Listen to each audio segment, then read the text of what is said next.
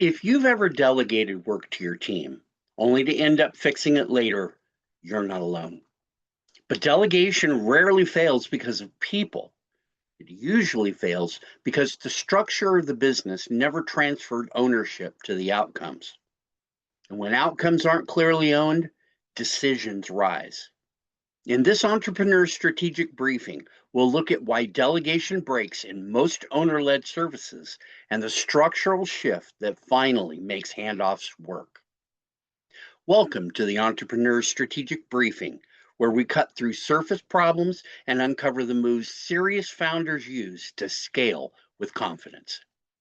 Today, we're tackling one of the most frustrating experiences in an owner-led service business: delegation.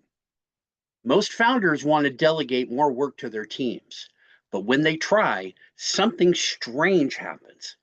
The work moves, but the responsibility stays with the owner. And before long, the owner is back in the middle again as a result. Now, almost every founder has experienced this. You assign work to someone on your team, they handle most of it well, but when something becomes unclear, when a decision has to be made, when quality feels uncertain, the issue rises back to you. So the owner ends up reviewing the work, fixing the details, answering the questions. For many owners, the conclusion becomes delegation simply doesn't work. But that conclusion is usually wrong. Delegation isn't failing. It's the structure underneath that's failing. Most founders try to solve delegation problems with more effort, more training, more meetings, more documentation, more supervision. But those things don't fix the real problem, because delegation rarely breaks at the task level. It breaks at the decision level. And when work becomes uncertain, someone has to decide what happens next. And if that ownership isn't clear, the decision rises straight back to the founder. That is where many owner-led businesses get stuck. Tasks are assigned, but outcomes are never fully transferred. Employees own activities, but the managers supervise the work, and the founder still owns the result.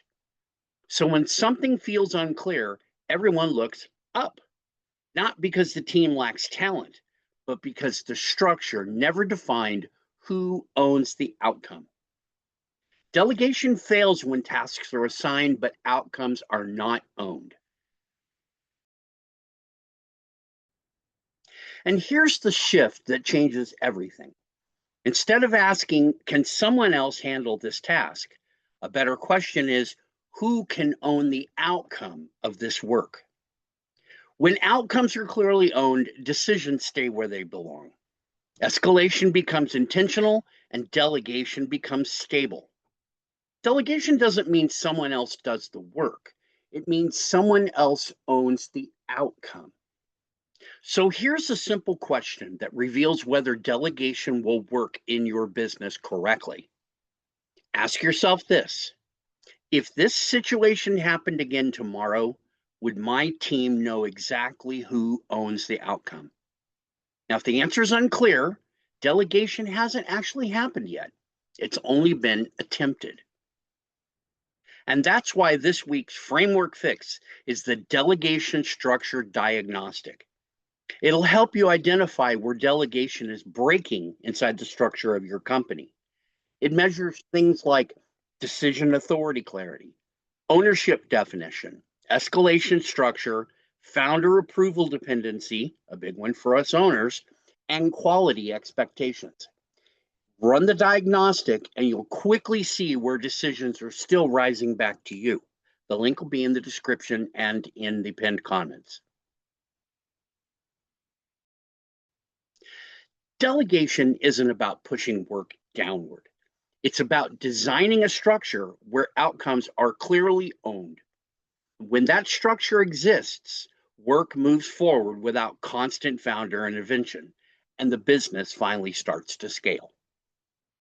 For the Entrepreneur's Strategic Briefing, I'm Randy Bridges. Thanks for joining me on this ride, and we'll see you back here again next week.